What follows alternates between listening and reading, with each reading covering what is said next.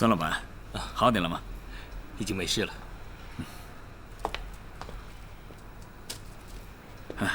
害得你食物过敏，真是太抱歉了。没关系，我这种体质是比较麻烦，从小到大已经发生过很多次这样的情况。本来日本料理相对安全，结果还是中枪了。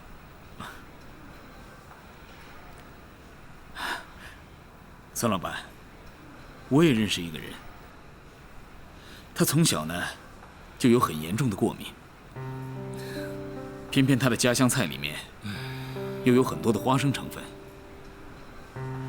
所以他每次吃饭非常麻烦。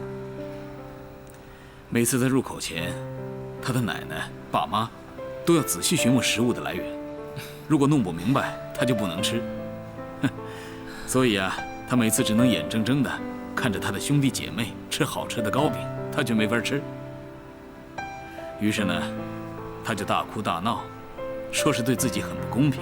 是啊，我也是这样的情况，所以啊，我是深有体会啊。哦，我原来以为孙老板是独子，原来你也有兄弟姐妹啊。我是说我在学校的经验，不是兄弟姐妹，我自己没有半个兄弟姐妹。哦，啊，对了，今天是12号吧？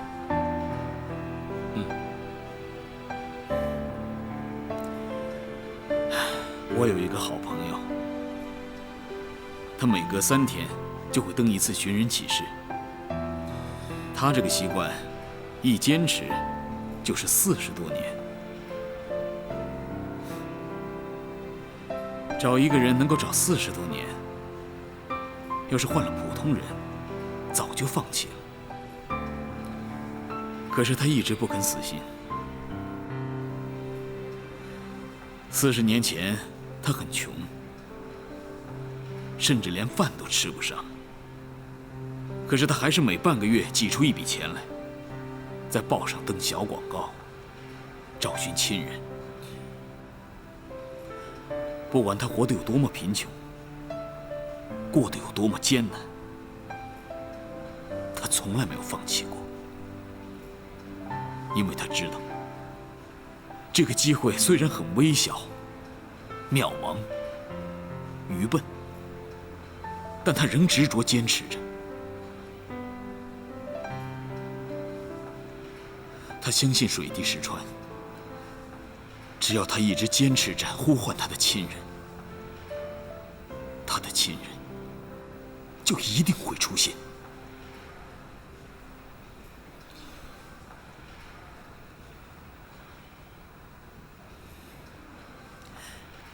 因为他登报纸，招来了很多的骗子，还有假消息。他扑过空，上过当，可是他从来没有放弃，还是继续登。他现在的生活条件改善了很多，他就登得更大，登得更频繁。他身边的好朋友劝他，找一个人都找了40多年了，还没有下文。也许他的亲人早已经死了，也许根本就不在国内。你这样继续找下去，还有什么意义吗？可是他说，他不能停下来，因为他过得很富足，他怕现在这种安逸幸福的生活让他忘了自己的小弟。寻找他失散多年的小弟，是他这辈子永远的痛。所以，他宁愿保持这种伤痛和遗憾，也不愿意去过完整而又幸福的生活。这份心意，就算他小弟不知道，他也不在乎。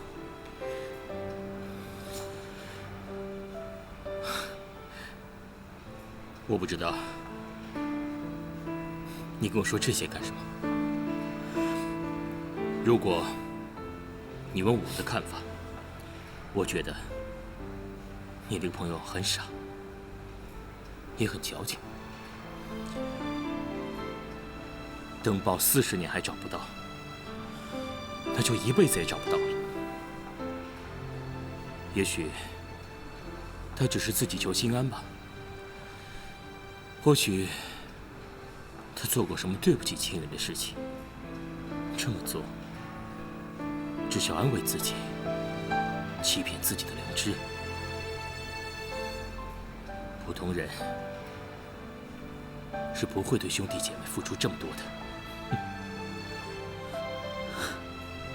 孙老板，原来你会有这样的想法？难道你不相信自己的亲情吗？不，我相信亲情。只不过，我对你说的那个人的人品抱有怀疑的态度吧。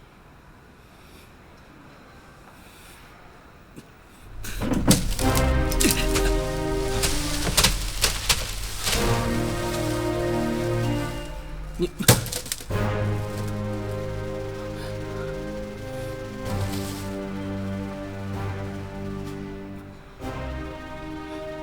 这是安慰自己，欺瞒良知吗？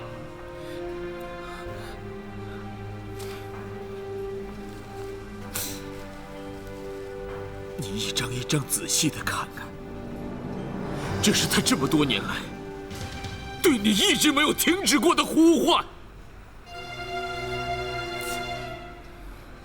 你为什么这么恨他？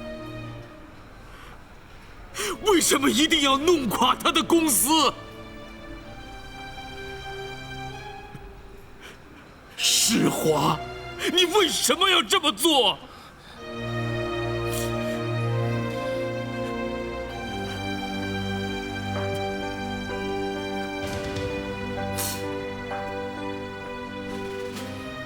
你就是刘世华，我很确定，你就是被孙老爷领养走的刘世华。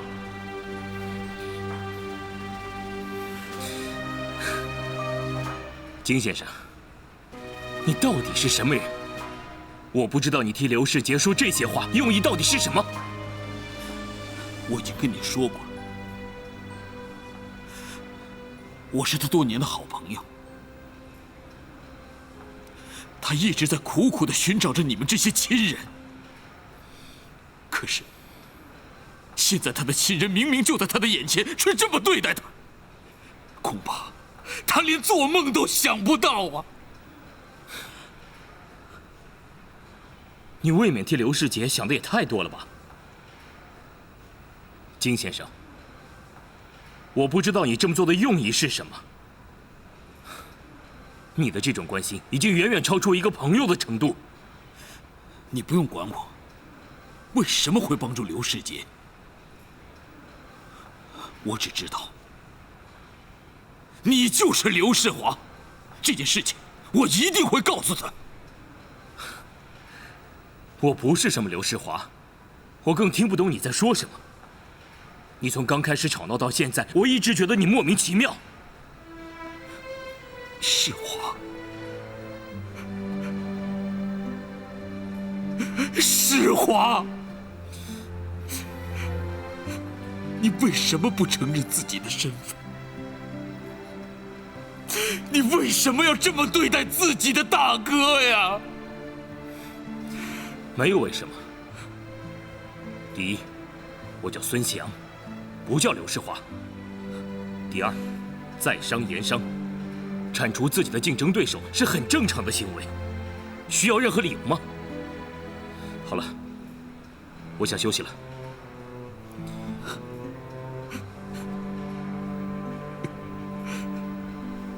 好，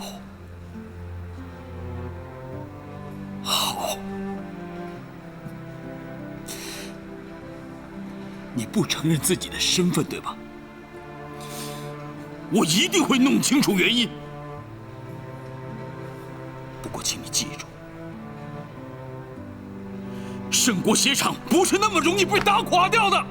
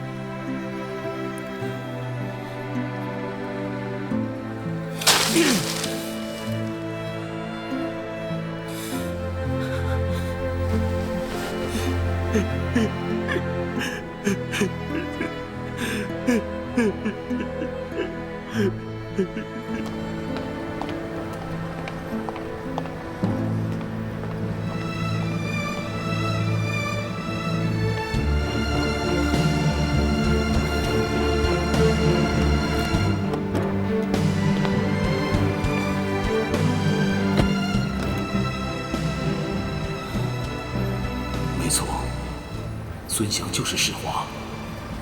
以前最乖巧、最不会吵闹惹事的世华，大哥也最疼他。为什么？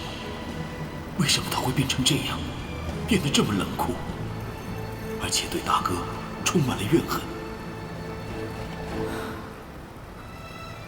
要是让大哥知道孙祥的身份，大哥一定会受不了。他一定会去跟孙祥相认，但也一定会被孙祥伤得更重。这件事还是先不要让大哥知道，我再设法去了解世华到底在想些什么。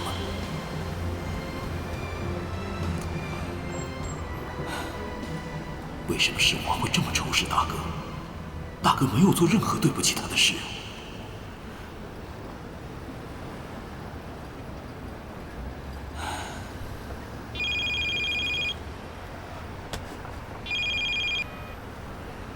喂，什么事啊？啊，好，我马上回去。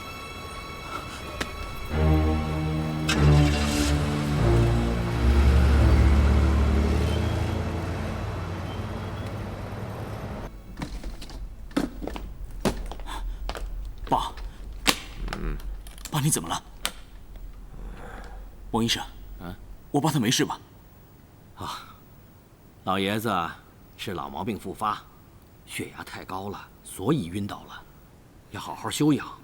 另外，在饮食上，吃的要清淡一些，心情要保持平静。我没事，只是头晕了一下，说的好像我快要没命了似的。爸，你前一阵子才动过心脏手术，不好好休养，又不忌口，这样下去真的很危险的。我都80了，还忌什么口啊？忌口能活到120岁吗？啊？哎，一根小小的血管打不倒我的。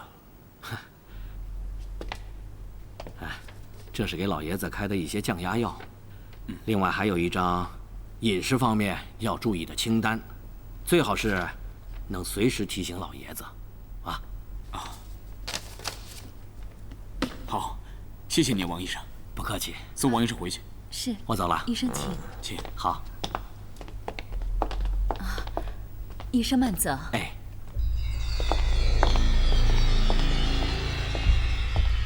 老爷子，您饿了吧？这是您最爱吃的粉蒸肉。哎，不行。爸，医生刚说过让您吃清淡的食物，你怎么可以吃粉蒸肉呢？这是我让厨子特别处理过的，一点都不油。叫我吃的清淡，我宁愿被埋到土里去吃香灰。快拿来！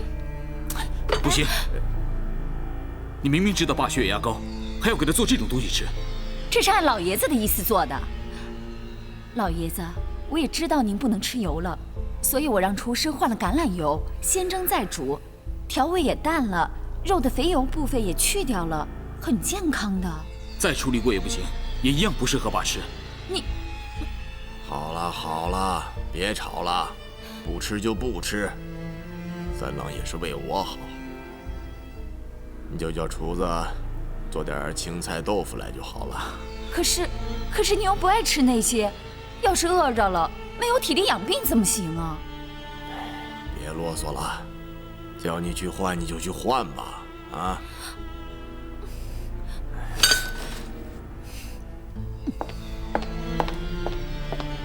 三郎啊，亏你有心，知道担心我的身体。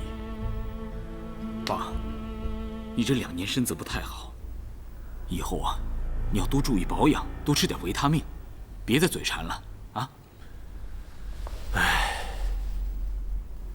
人呐，不能不服老啊。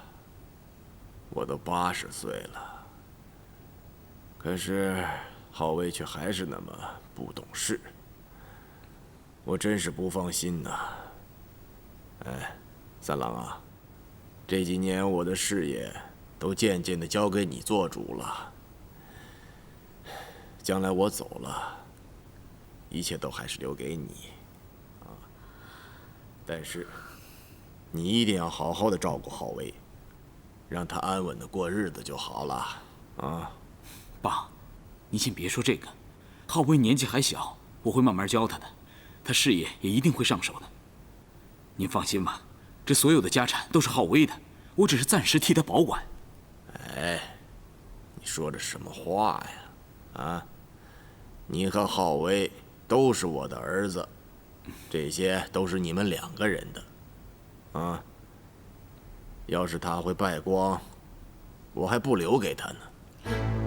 爸，你说这个还太早，先把身子养好再说。好好休息啊。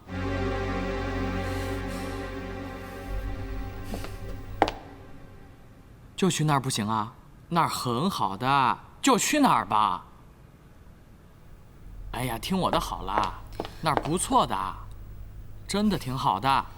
好了，不跟你说了啊，待会儿见。浩威，浩威，前一阵子让你到大哥公司去多学学看看，你学到什么了？看出什么了？哎，要不这样，从明天开始你去上班，把公司的生意弄清楚。我不要，那些是好烦人的，大哥爱管，让他去管好了嘛。你怎么还在这里吊儿郎当的呀？你就快什么都没有了，你知道吗？你爸要把一切都给你大哥，到时候我们母子一定会被他赶到街上去当乞丐的。不会啦，你不要穷紧张好不好啊？就算我们母子真的被赶出去了，我可以去修机车嘛。至于你呢，爸，你还是很漂亮的，应该还会有人愿意娶你的。不可能啦，放心好了。你这个死孩子，你还消遣我！情况很紧急，不能再开玩笑了。好了好了，我知道了。我有事要出去一下，有话等我回来再说。哎，浩威，浩威！哎呀，这个孩子怎么一点都不着急，一天到晚就知道玩。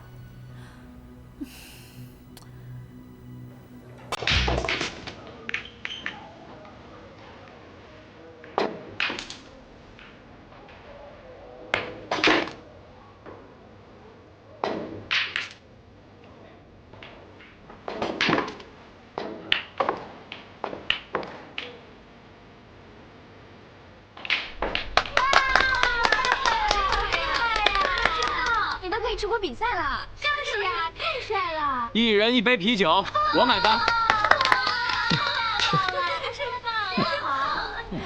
好威，对啊，又帅，今晚的太帅了。我在这里。喜欢真有意思。谁呀？哎，过来，你看，他谁呀？走了，真是的，真是讨厌。哎，你怎么老是约在这种地方？你就不能约在正常一点的地方吗？这个地方很正常啊。这一点都不是正常的地方。我说的正常的地方，比如咖啡馆啊。那是中年人谈公事的地方。那或是公园啊。你要练相公吗？哎，你算了，我跟你讲不清楚。你找我来什么事啊？我们去那边谈。这人怎么这样啊？太讨厌了。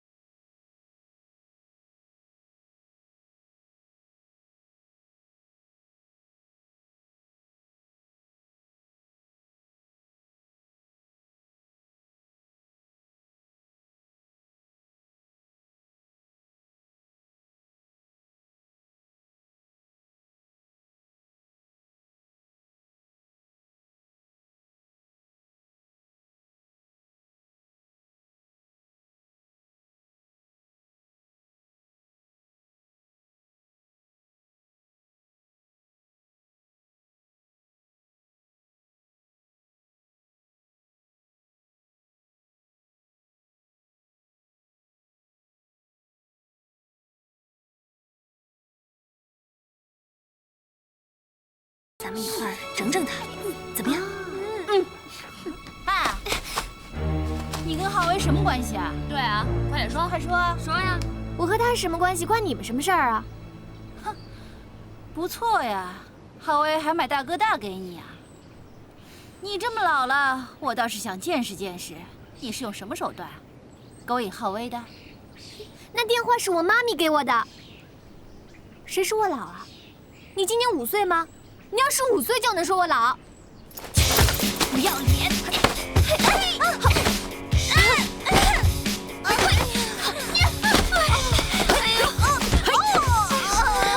不要打了，不要打了！什么人啊这是？快跑！警察来了！我不想再进警察局了。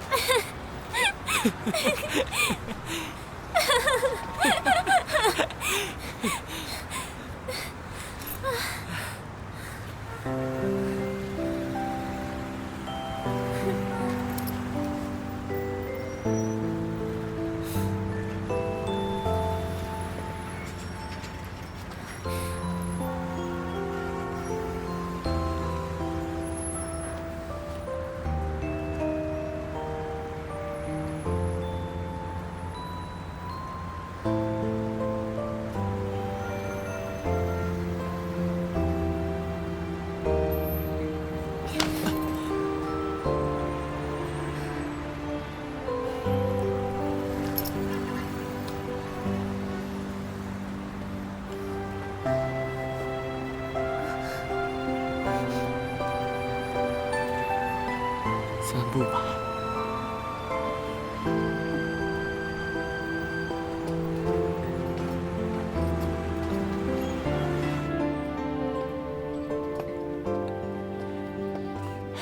还好跑得快，不然我们今天又要进警察局了。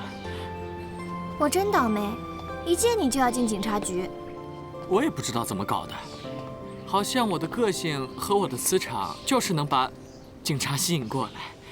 不是磁场，是个性。你一天到晚闯祸，当然要进警察局了。我以后会小心的，至少有你在我身边的时候，我尽量不会做出被警察抓住的事。嗯。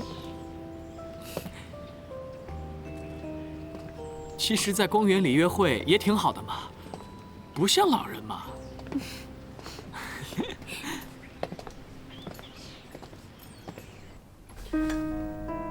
你要取消订单？黄老板，这到底是怎么回事？咱们合作了很久了，不是吗？怎么？不是黄老板，我黄老板。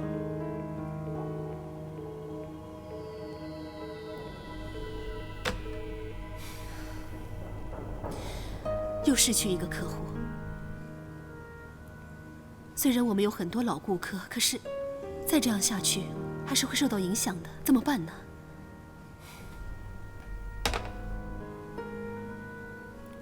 我有其他的办法。总之，我绝对不会让我们的鞋厂坐以待毙的。你还是要去找爱达公司吗？他们现在应该不会理会我们的抗议了，找他们也没用。咱们要自己想办法。可是，三郎，你不可以进去，你让他不想见你。三郎，大哥，我已经找孙祥谈过了。我没要你去找他谈。我不会让他得逞的。厦门那边我已经详细的了解了，我一定会把他设厂的计划给压下来。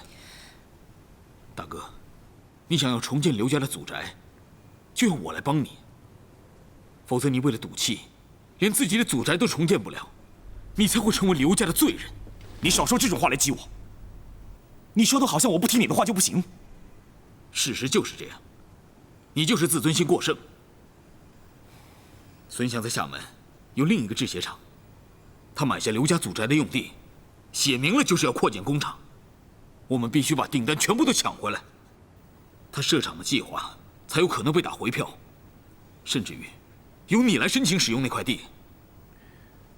大哥，你可以不赚钱，但你愿意眼睁睁看着刘家的祖宅变成工厂吗？你想让一家人在那里团圆的梦想呢，就永远无法实现了，都成泡影了。亚萍，三郎，你会出现在我大哥的办公室，真是稀奇呀。亚萍，今天怎么专程来工厂？有什么事吗？我刚刚想打电话给家全，不知道为什么他的手机打不通，所以我就自己来了。家全呢？不知道跑到哪儿去了，整天都没有见到人了。我有件事情想让他先知道，给他一个惊喜。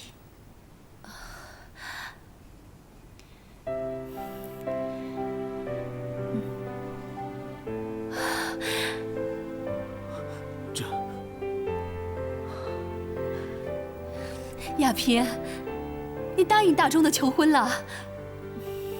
太好了，太好了！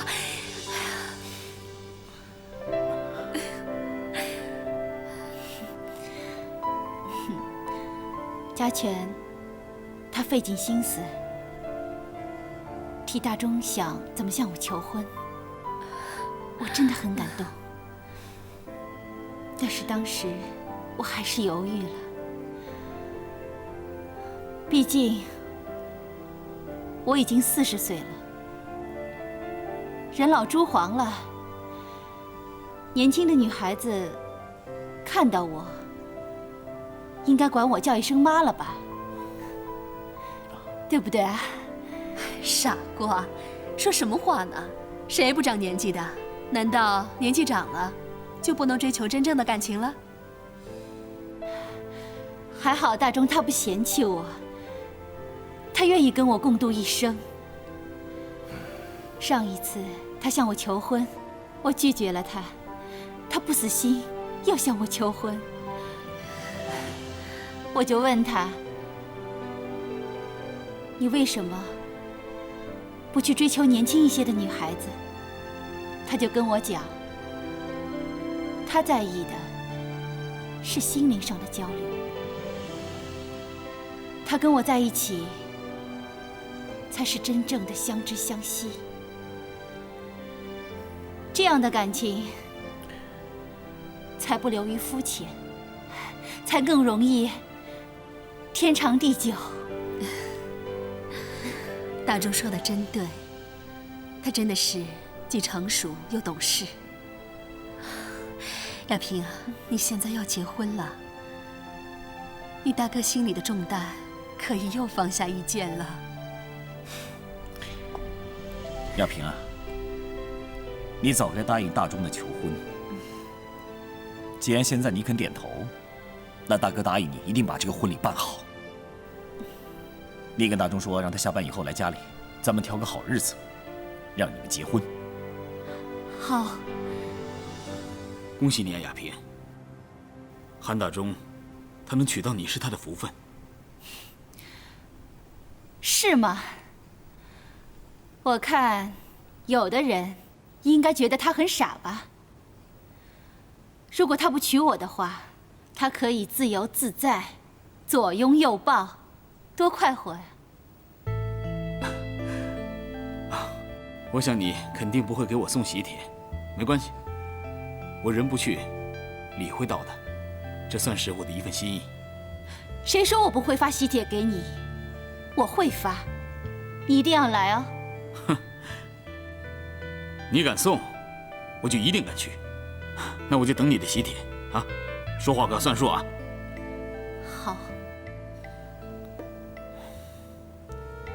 好了，大哥，还是谈正事吧。我会帮你把订单抢回来，这不是赚钱不赚钱的问题，而是关系到刘家祖宅能不能重建。还有，一定要给孙祥一个教训。我等你的喜帖了。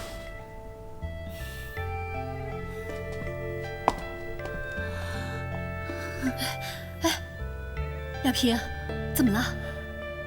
脸色怎么突然这么难看啊？没什么，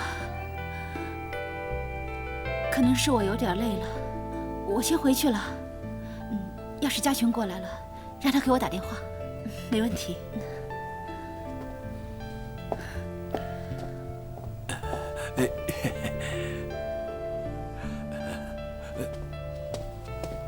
老穆，奇怪了，那亚萍真的想嫁给韩先生？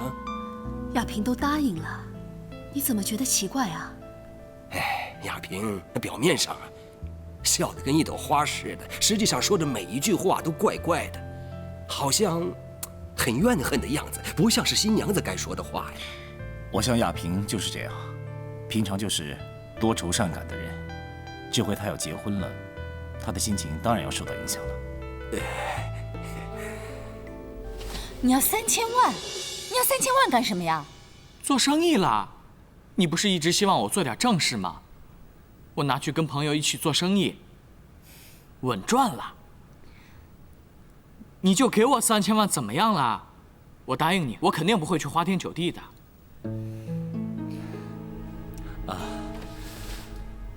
浩威少爷，这个3000万可不是小数目，你要做什么生意？可不可以把企划书给我看看？我帮你看看是否值得投资。你又不是我爸的财务经理，你管我怎么花钱？但是你连做什么生意都不讲清楚，上来就张嘴要钱，不行，没有这样的事情。不是你让我做正经事的吗？我才想去做，你又反对。那好，那我一辈子游手好闲，你以后不要管我了。你这孩子什么态度啊？不过3000万嘛，有什么了不起？酒店一年赚几个3000万？你当我赔掉好了，你舍不得啊？妈，来坐下。你不是希望我在爸面前表现一下吗？我有个秘密计划，只要有这3000万，就能达成。你给我启动资金，让我好好搏一下。如果我真的搏出来了，爸一定会高兴的。妈。夫人，浩威少爷说的没错，3000万又不是赔不起，也不是什么大钱。我看这样吧，跟老爷商量一下，看是不是能给少爷一笔创业资金，让少爷放手去试试。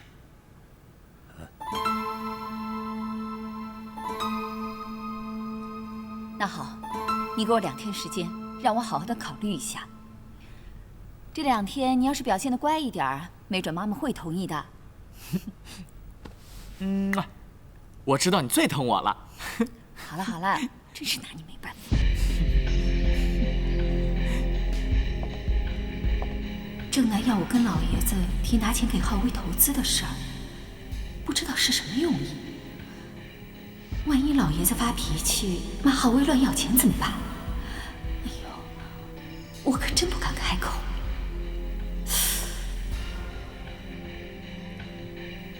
可是正南鬼点子多，他要我这么做，一定有理由。我就试试看，大不了挨顿骂。大陆市场非常大，是该开始布局了。虽然现在一般人的收入不高，但是万元户每年成长率很惊人，这是一块很大的内需市场。爸，我打算从民生用品切入，再做工业机械代理，高价出租工业用机械给买不起的工厂，等成本回收后，再低价卖出二手机械。我算了一下，市场用量很大，我们应该很快就能赚到钱。三郎啊，你的眼光一向很准。不过，真的要投入大陆市场，怎么不从汕头、深圳那里开始啊？偏偏要选厦门呢？爸，是因为我恰巧有很多客户都在厦门，好打通人脉，做事方便。需要多少资金啊？第一批资金需要5000万，以后根据情况再追加。爸，我会做出一批完整的详细计划书，让您知道每一分钱的去向。5000万是不多，你也别给我看什么计划书了，就去做吧。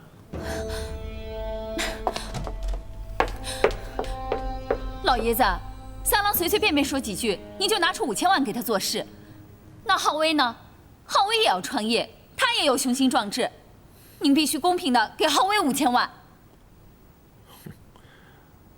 浩威那小子要创什么业呀？5000万！一个毛头小子一开始做生意就拿5000万，500万给他玩玩倒还可以。一边是5000万，一边是500万，老爷子，您的心不能这么偏吧？你倒说说，浩威要做什么生意，需要5000万？浩威他已经有计划了，他打算投资朋友的公司，好好的做一番事业给您看。少啰嗦！浩威真的要做生意，就跟着三郎。三郎啊，你去跟浩威谈谈，给他安排个职位，叫他负起责任来。如果他能负得起责任，再来跟我要钱去投资。老爷子，你别啰嗦了，就照我的意思去办。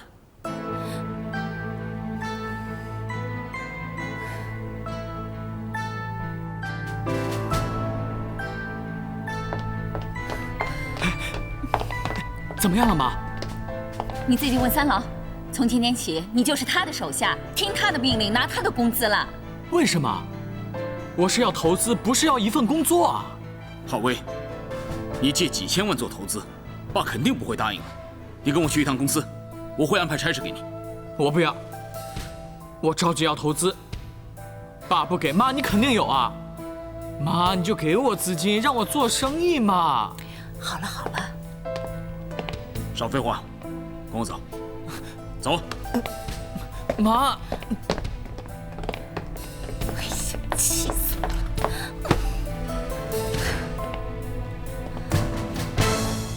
你和浩威一样傻呀！你明明知道老爷子不会给浩威那么多的钱，你还让我去说，让我去受气。怎么了？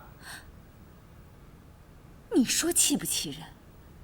那个三郎随随便便给老爷子说2句，老爷子就拿出5000万让他做什么进口工业机械。我的浩威呢？浩威只有500万，500万呢？500万也好啊。为什么金三郎就可以拿5000万，浩威就只有500万？你还说好？哎呀，我们要的不是这500万，那500万是给浩威开公司用的，我们可以继续把钱往里面倒，在浩威名下，老爷子才不会怀疑。那你为什么不早说呀？哎呀，你就是心急。不过话又说回来了，三郎突然要5000万做生意，要去做什么工业进口机械？老爷子的公司除了以前的几间歌厅、餐厅，现在比较赚钱的就是赌场、舞厅，还有房地产，没听说有什么机械生意。你不觉得这事儿有点奇怪吗？我也不知道为什么他还要做这个生意。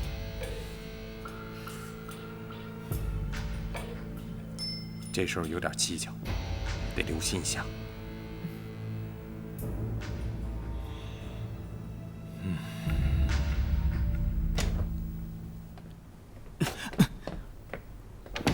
我不想坐办公室，不要逼我。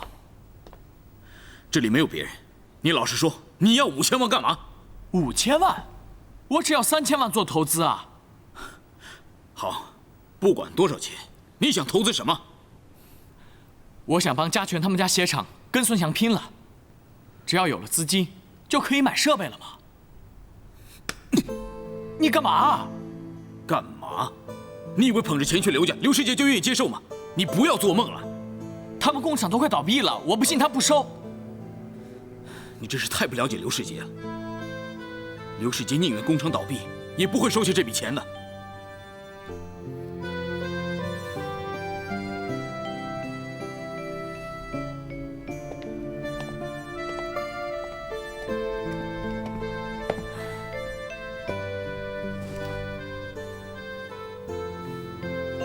我已经说服罢了，答应给我一笔钱，去做进口工业机械，出租给工厂。我就是想进口最好的机器，以新成立的公司的名义去租给盛国鞋厂，租金他们一定能够付得起。我还会向爱达施压，把订单交给盛国。不过无论我做什么事情，这件事绝对不能让刘世杰知道是我做的。这个办法很好哎。